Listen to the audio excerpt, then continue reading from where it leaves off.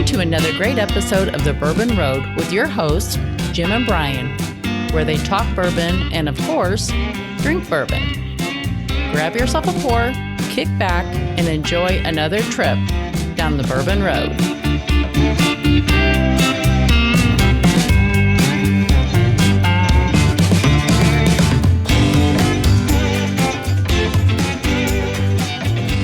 We're very excited to have Blanton'sBourbonShop.com as a new sponsor for the Bourbon Road podcast. In fact, this podcast is brought to you by Blanton's Bourbon Shop. Blanton'sBourbonShop.com is the only official merchandiser for Blanton's, the original single barrel. Looking for a unique gift? Blanton's Bourbon Shop has got you covered. Blanton'sBourbonShop.com is your home for all Blanton's gifts. The Bourbon Road is excited to have pintsandbarrels.com as a sponsor of this episode, as well as our official custom apparel provider. Be sure to check out pintsandbarrels.com and browse their ultimate online store for bourbon lovers.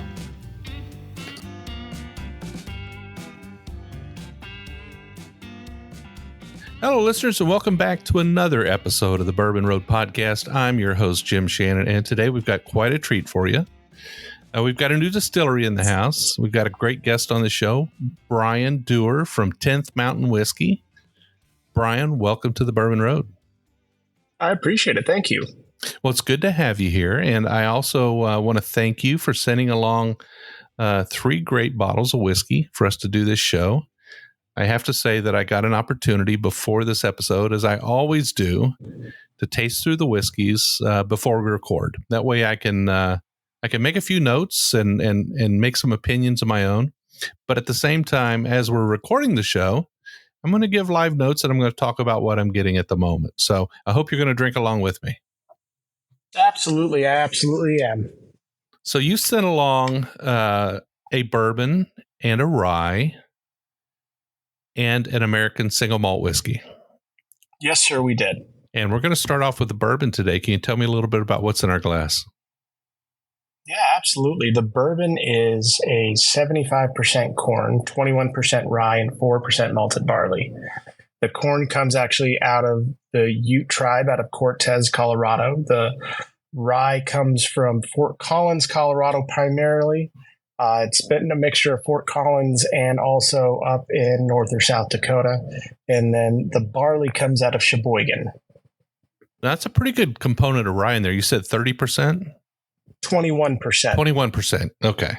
Sorry. I was so focused on the nose. I was getting that I missed that part. So yeah, still a pretty good component of rye in there. Yes, sir. I really get a nice corn sweetness on it. The color's light. I would say it's kind of a light amber, almost a straw amber color. Very clean. I am getting a little bit of young oak on it. This is labeled as a 2-year-old straight bourbon. Yes, sir. So we have a mixture of 2 and 4-year-old in there combined with. So it's a blended off the bat. It's not going to be a single barrel. We try to keep it equal throughout when we do that. So we taste each batch to make sure it tastes similar to what's going on. Well, it has a really nice nose on it. I am getting a little bit of kind of a nice new oak fragrance to it. You source these barrels nearby Colorado? No, so it's the Virginia Barrel Company. Oh, okay. We get them from with a number 4 char. All right. Well, it has a nice fresh nose to it. A little bit of citrus on it.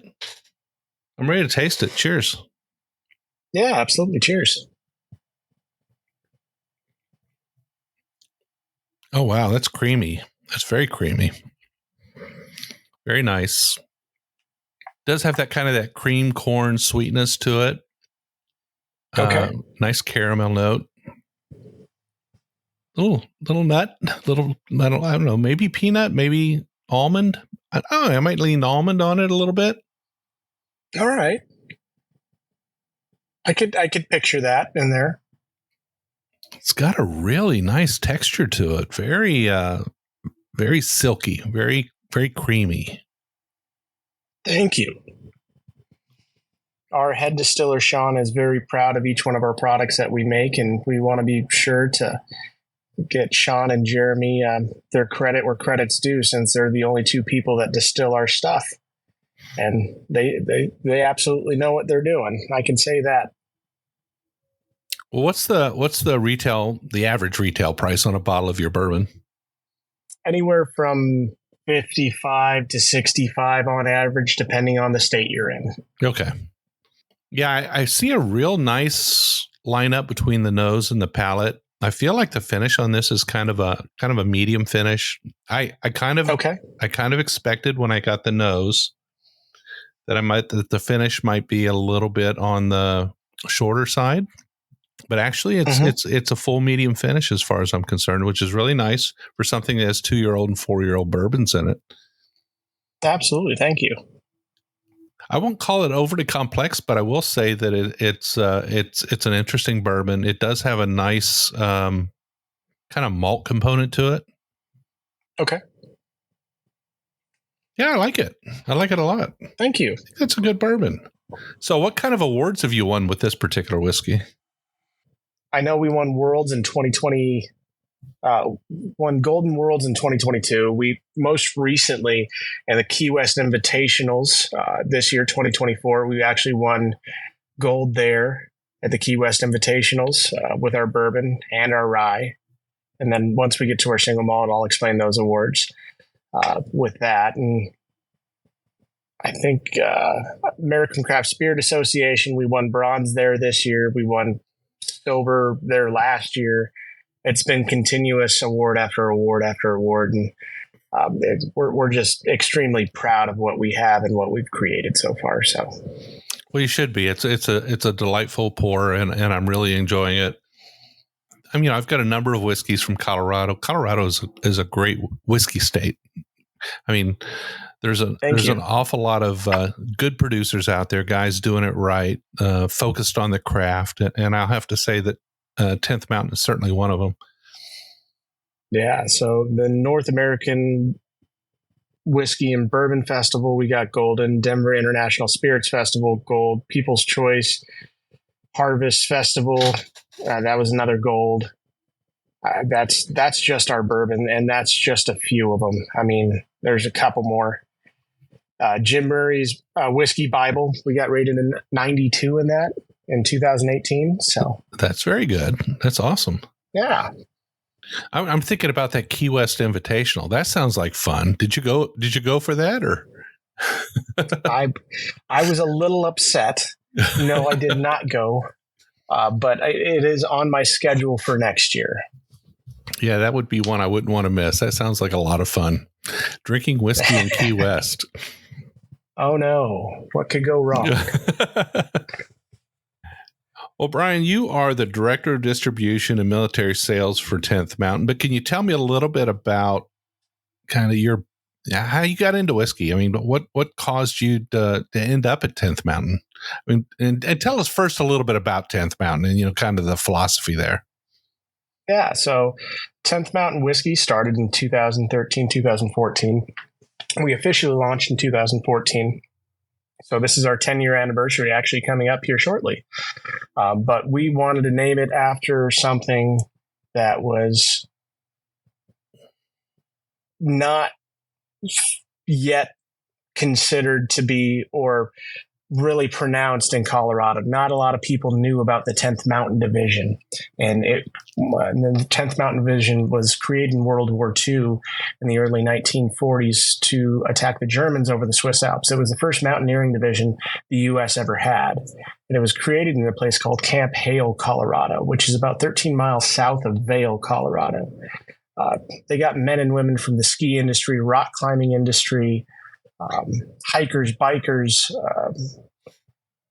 Olympians, every nature of outdoorsmen you can think of, including horseback riders, rodeos, just to create this whole division up to help out the war in World War II, to create a mountaineering division to compete against the 15 mountaineering divisions that the Germans had, and then the 7 or 8 mountaineering divisions that the Italians had. So we were trying to do one mountaineering division that the U.S. has never had and create it in a place that's never had a base before up on top of a mountain at 10,500 feet. So they created Camp Hale and trained for a little over 2 years, and then went to the Swiss Alps in 1945 to attack the Germans in a battle called Reber Ridge, which is one of the largest battles in World War II, where they lost 992 soldiers compared to the Germans who lost over 5,000.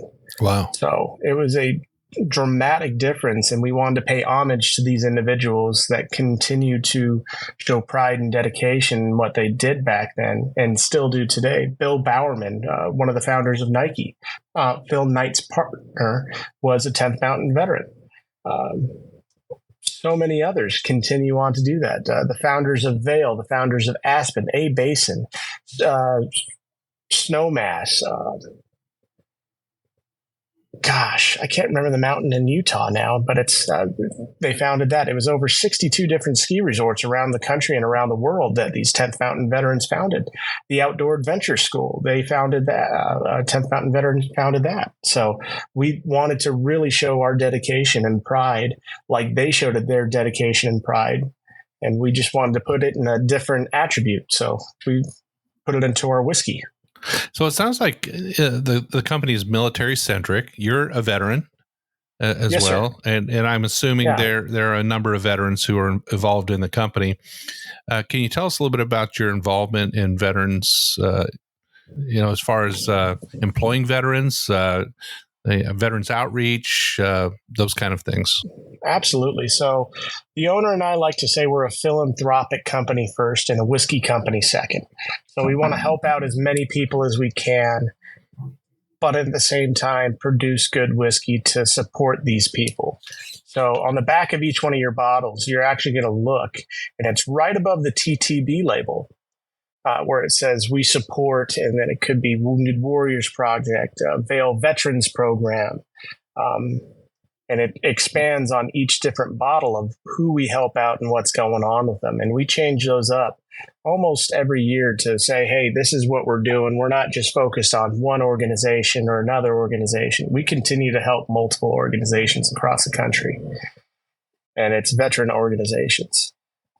We just hired a 10th Mountain veteran recently, retired Staff Sergeant Guy Anderson.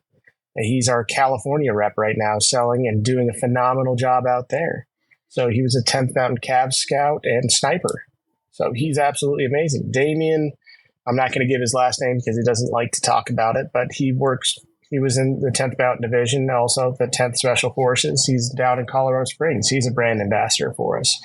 We have another individual in New York that helps us out. A few generals, colonels, captains, a ton of people across the country that just volunteer their time with us, and we help them. We have a Bronze Star recipient that works in one of our tasting rooms in Vail.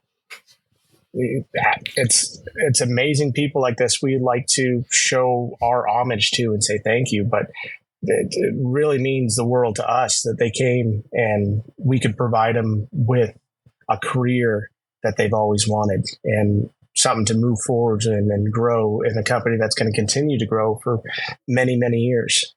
Well, fantastic. What a great lineage you're building and a great impact on the veteran community. That's so amazing. So to have so many 10th Mountain veterans involved in your business is also amazing. Now, the 10th Mountain Division is no longer in the area near Vail, right?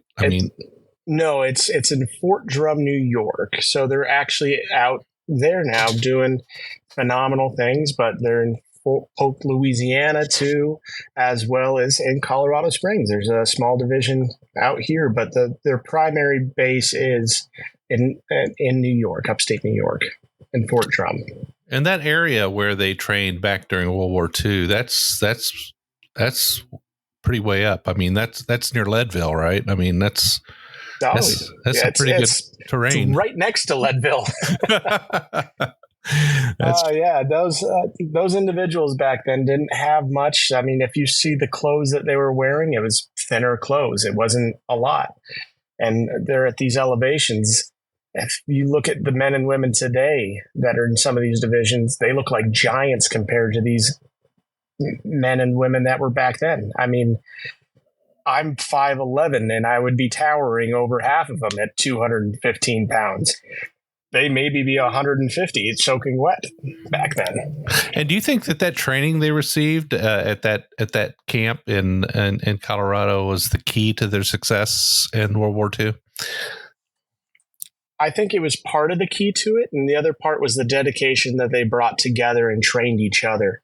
So one person could be a climber, the other person could have been a skier, someone else could have been horseback riding. They all taught each other. They all helped each other out. And I think by combining what they did and becoming the best force they could, they became the U.S. Army's first mountaineering division, which is still one of the most active Army divisions to this day deployed.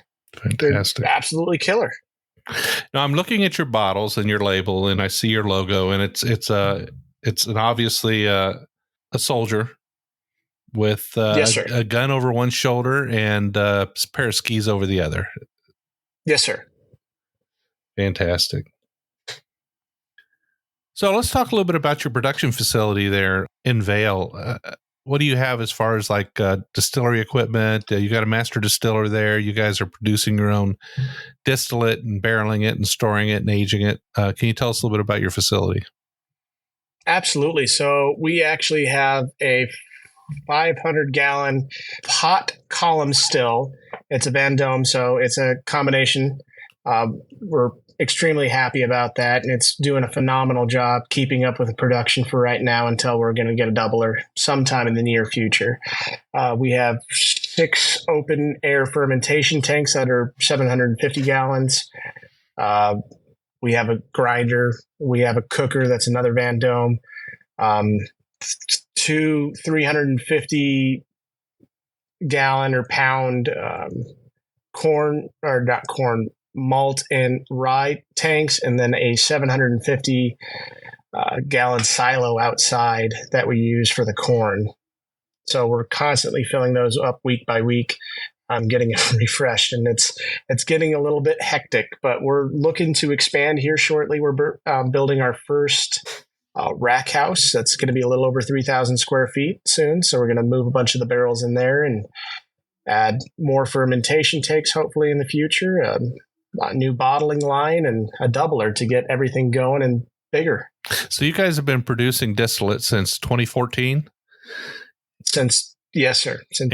Opened the doors in 2014, but I think we started early 2013. Okay. And so how difficult has it been to keep up with demand?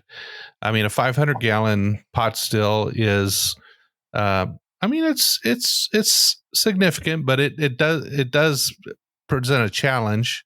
I'm assuming you can put up about a barrel a shift, right? Something like that. So we're putting up about 10 to 15 a week. Yeah. Okay. Right now. So 5 days a week, nothing more. We don't do the weekends currently since we only have 2 distillers, a little hard. So we're pushing out a significant amount and then probably pulling about 5 barrels a week to pull to get the product out. Well, that's good. That means you've got a net growth in your inventories, which is fantastic. I would think you guys would be a little more challenged than that. I would think that it would be very hard that you would be basically getting demands from your distributors for everything you could possibly produce. I'm managing it very appropriately right now. So we've kept it in a minimal amount of states, and then we are just expanding quite significantly here. So our distribution is going to be East Coast and West Coast now. Alaska here shortly. We're just about to launch in Florida. We're relaunching in Texas and New Mexico again. Louisiana, hopefully by the end of the year. It's all across the board in almost every state that we could get into besides the controlled states, some of the controlled states, because they're just a little bit harder, but we're working on it. So we talked about all the the others that are involved in the company and kind of their backgrounds a little bit. Let's talk a little bit about your background. Where did you come from and what got you into whiskey? You could kind of say I was born into whiskey. My last name's Dewar. My family used to own Dewar Scotch and a long, long time ago. So one of the first things of whiskey I ever had was our family's Dewars. And I think my mom and my dad said they used to put it on my bib so I would stop crying. So from when I was teething, I'm guessing that's what they did, but I don't know. They could have just put a little shot of it in me, and it just makes more sense now while I'm working for a whiskey company. You got a taste for it early on, right? Absolutely. But didn't know much about it. And I've had Dewars my entire life when I was growing up, just very small amounts appropriately, right, with my parents' consent and doing it in the right way. I'm a little bit older. I'm not in this younger generation, so I think I can say that legally without getting them in trouble. And they're in their 70s and 80s now, so I can't really. I don't think anybody's coming after them. I think we're okay. Perfect. But you're also a vet. Yes, sir. I joined the Marine Corps and did that for I did that for 4 years, got out. And then afterwards, I joined the federal government, became a federal agent for the Department of Homeland Security, and did that for quite a long time.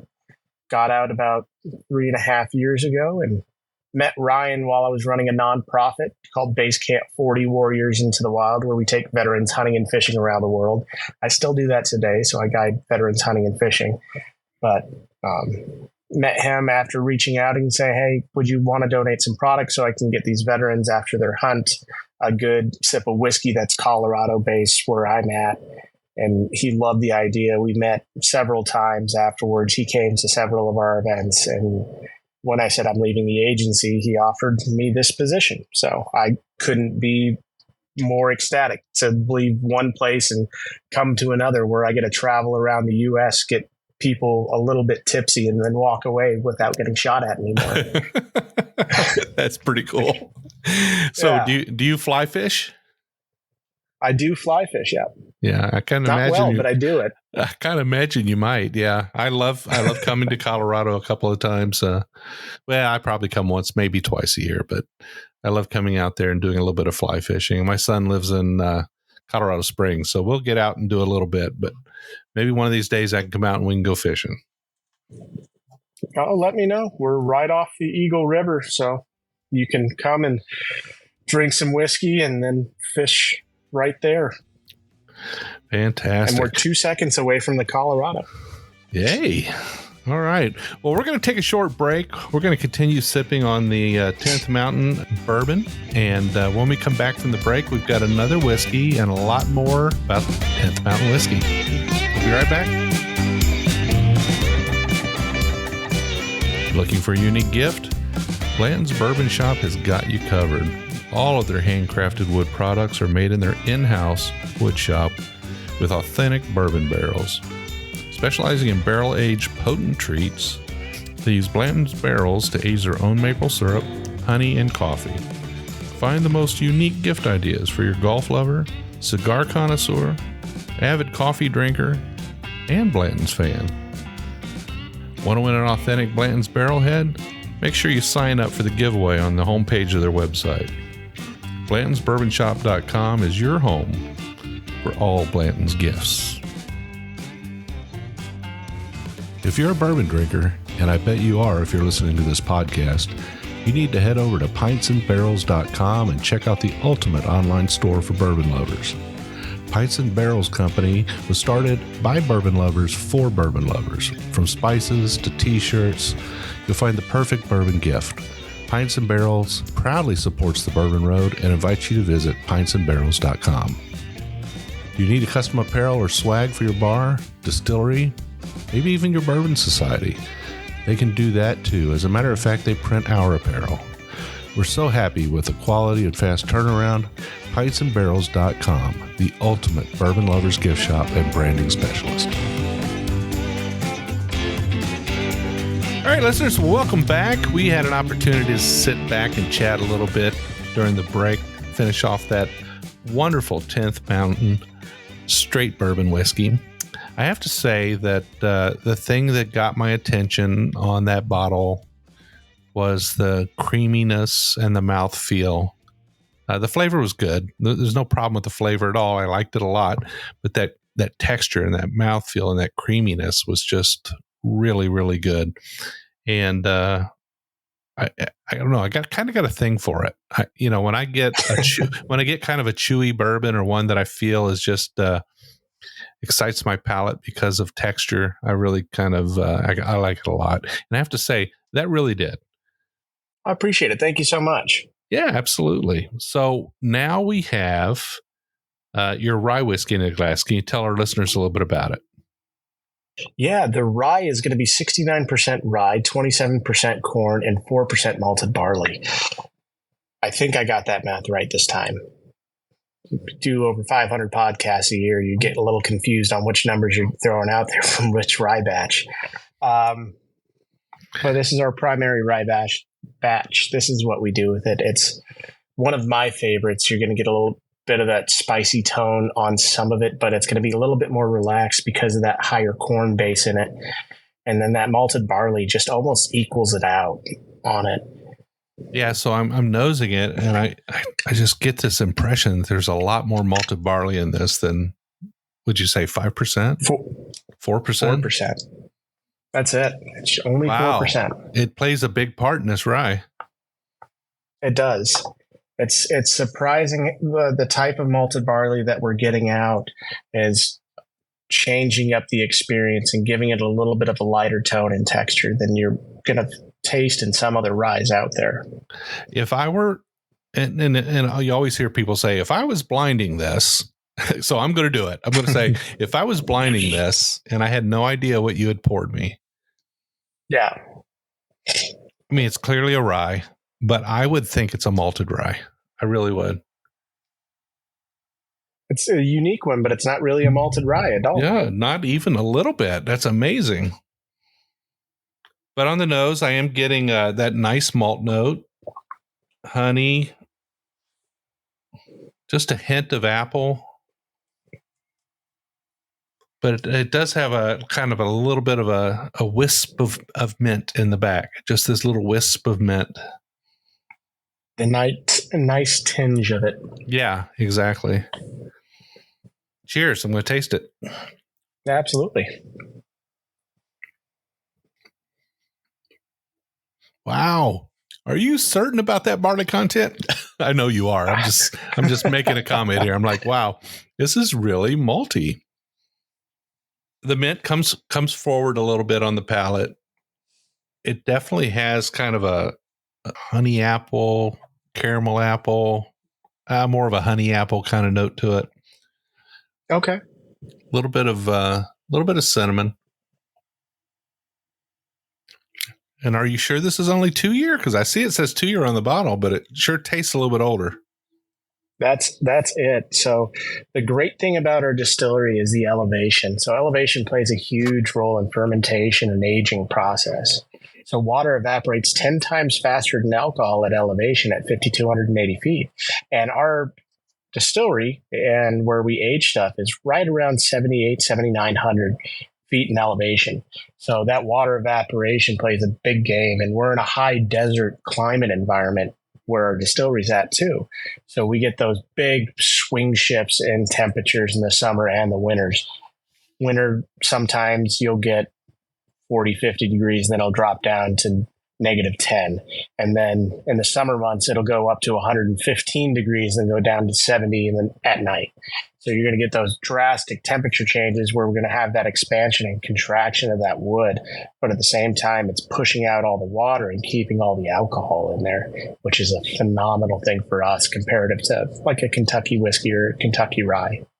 So with those big daily temperature swings, I mean, that's something that Texas has to deal with as well, or those big temperature swings during the day. Absolutely. But you've got on top of that, you've got a really dry environment. So how does that humidity play in that? It doesn't really play a big role, to be honest. We're not seeing a huge issue with humidity because we don't have any. Right, exactly. Comparative to Texas. Yeah. I believe it's actually helping out the barrels. It's helping it age a little bit quicker inside of it. Quicker, right, to an extent of how chemistry works, not how it should, or some people think it should age based off of the age statement on a bottle. It speeds up that process just a little bit faster than that humidity would, because it'll soak in that wood up and slow it down on the outside, and it can slow it down on the inside just a little bit in Texas compared to here. Yeah, this is very unusual. This definitely would I would lose a blind guessing game on this for sure. No doubt about it. It's very unusual. I'm happy you're enjoying it, at least. Yeah, it's really good. Now the finish on it is a little bit shorter than that of the bourbon, I will say.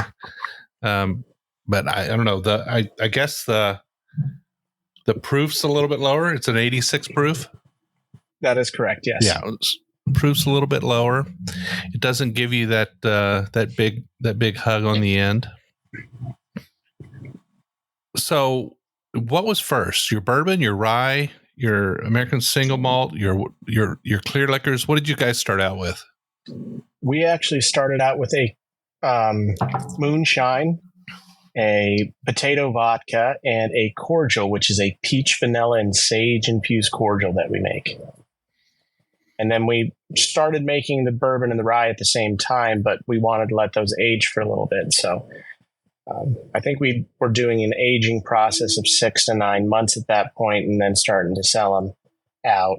But those were in smaller barrels. I believe we did the 5 gallons first, and then once we got bigger, we started expanding it out. But we have a couple sitting that are a few years older right now, some 7 and 8 years, but I'm not allowed to know where those are at because I'm not allowed to pull samples for myself anymore.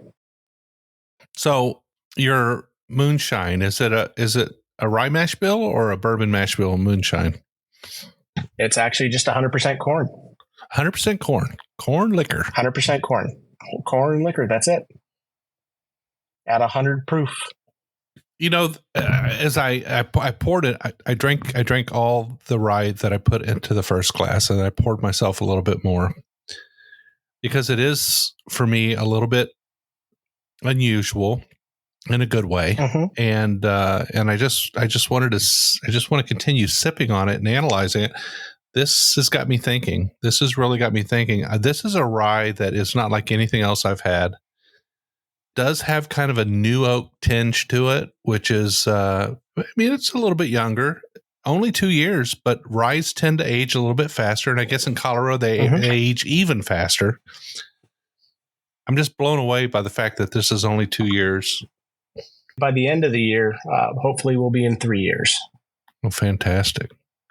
Yeah, I would point people in the direction of this rye because if you're a rye drinker and you like getting ryes that are surprisingly different from others, they're outside of kind of the typical what you expect, something that might make you think a little bit and sort of scratch your head and just sit on the porch and just sip on it and think about it. This is a thinking man's rye. It's younger. It's got that new oak to it. It's got a little bit of that freshness, and it is sweet. The malt component on it stands out in some wonderful way, and almost had me thinking I was drinking a malted rye. So there you go. Well, I'm happy you're enjoying it, and I'm happy we confused you a little bit from someone who drinks enough alcohol. So if you're a rye drinker and you like sitting on a porch analyzing a rye and just exploring it and trying to figure out what makes it different, what makes it special, why did you buy this bottle? Why should you go buy another bottle? This is one of those that you can spend a little time with. It is younger. It does have kind of the new oak impact on it. But by the same token, it's got that kind of a malted rye effect, and I really like it a lot. I think the little bit of honey apple and mint that comes out on it is nice, and it's a great little younger rye that is going to turn into magic someday, I think. I really appreciate that, and Especially since you are producing more barrels than you're shipping. That means some of this stuff's getting a chance to age. Yeah. We're going to hopefully hire on another distiller at some time in the near future after the rack house comes up, and then we'll have the ability to keep getting more barrels out there and expand it a little bit more. So we're excited about that. So I was looking at your website, and you've got quite an extensive website, and you touch on a lot of topics, but one of them I really liked talked about the different things about, if people come to visit you. Can you tell us a little bit more about the experience there for somebody who comes to Vail, which is, by itself is a fun thing to do, right? Oh, absolutely. What about when they come to your facility? Yeah. So we can do a whole tasting class, an event, and go through every single one of our spirits, explain the process of what's going on.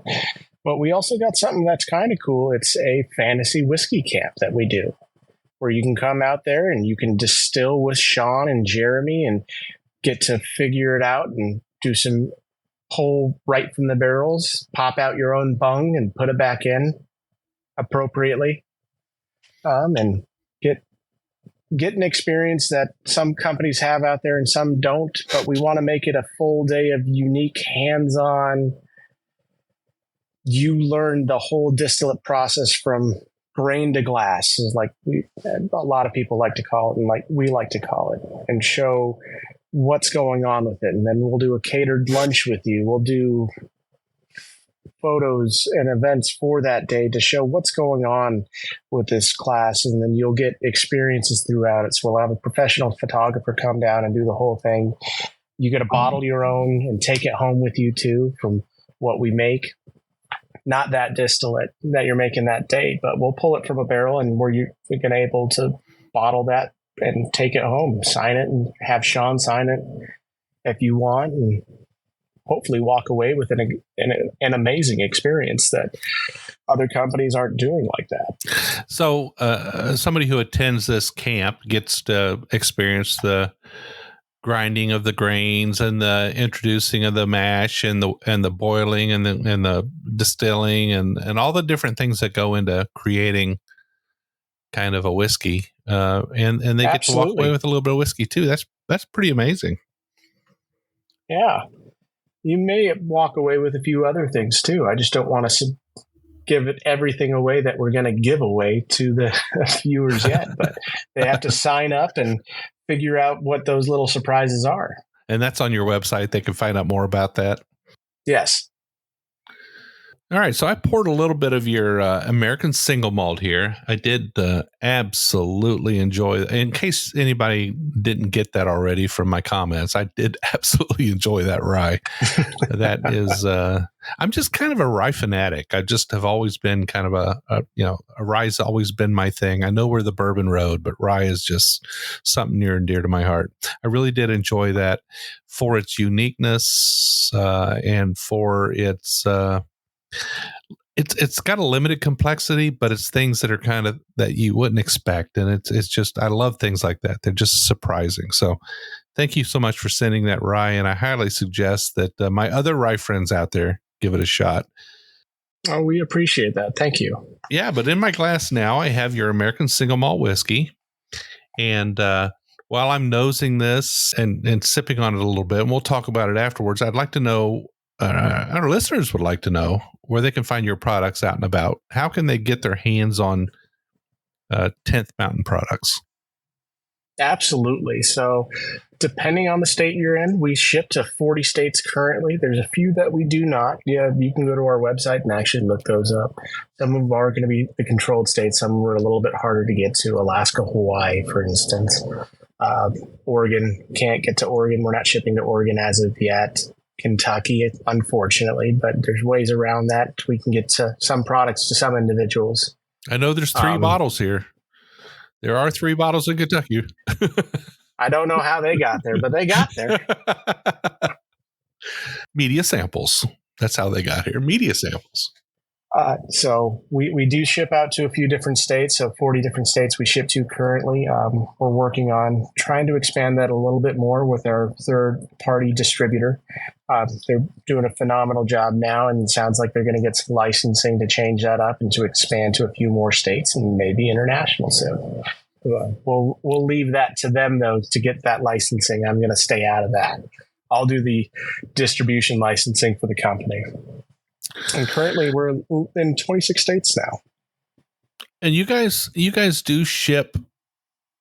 Does Colorado allow shipping of your products, or do you have a shipping partner who provides online sales of your products?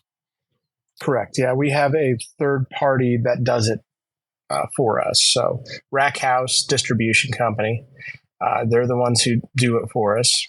So. And you guys won their Craft Distillery of the Year, didn't you? In 2021. Yes, sir. Fantastic. Yeah, it sounds to me like you guys are pretty available to our listeners. For the most part, people can get their hands on your products, and there's just going to be a few exceptions to that. So I would say definitely keep your eye out for the products. And if you can get your hands on, well, I mean, I really like the bourbons. The texture was wonderful on that. The rye was kind of out of the box good for me. Let's talk a little bit about your single malt here. Absolutely. Our American single malt is probably one of my favorites. You're going to get those earthy textures and notes out of it in the front end. I picked up almost a horse barn, a hay barn with it. Yeah. When I was nosing it. Absolutely. Almost like dried leather. Yeah, I mean, hay notes can be good and bad, and these are the good kind. These are not the wet hay notes. These are kind of the light hay notes. A little bit of a grainy note to it, but nice light malt on it. I will say that for me, one of the things about American single malts is that they're different from Scotches, right? They're different because they're our version of malted whiskey, right? They're America's version of malted whiskey. And one of the ways we differ in a lot of cases, not in all cases, but in many cases here in the US, is by using new oak, right? We use new oak for our single malt.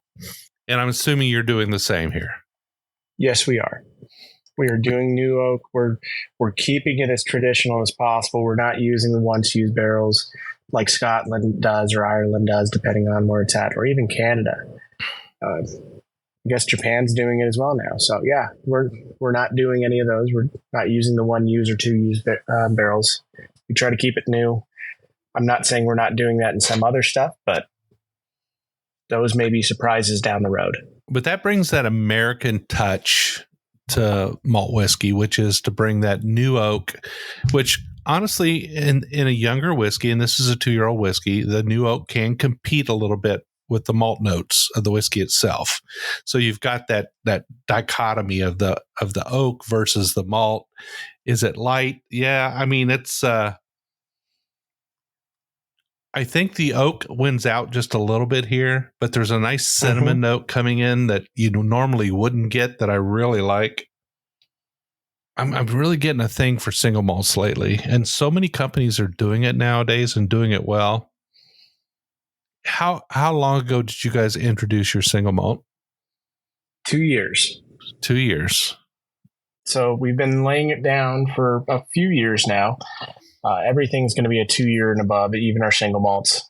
So our single malts are actually almost a 3 year now with everything that we're doing. So are you saying that we know it's a 2 year whiskey, but were you making it 2 years prior to that? So now you've been doing single malts into the barrels for 4 years? 5 years. 5 years. Okay. Yeah. So that's why I said it's almost everything we have is going to be almost a 3 year and above. Well, I'll say this is young, but it is complex. I wasn't willing to call the rye a complex whiskey. It's delightful and wonderful, and I loved it. But this is a bit complex. But it's young. But it's complex, which is a good thing. Yeah, actually, in the Key West Invitationals, that right there won the best whiskey in class. So we won best overall. You guys are doing it right. You're killing it. Thank you. Yeah, when you do a double blind and you actually win, that's really surprising, especially with a young whiskey as it is. Yeah, there's some nice things about American single malts that, and I've had a number of them. Colorado's known for a few pretty good single malts. The Western states, there are some really good single malts out there. The middle of the U.S., we've got some great companies producing single malts there in Iowa, and it seems like when you head west of the Mississippi, you get the best of the best as far as single malts go. I'm not saying there aren't companies in the East producing single malts that are good. They certainly are. But it seems like you Western folk are doing a really good job. We're trying to just keep up with the Eastern folk and their bourbon. So if we can beat them in the single malt game, we're happy. There you go. Well, I feel like single malts are poised for a leap in popularity. I think it's something that's coming down the pike real soon.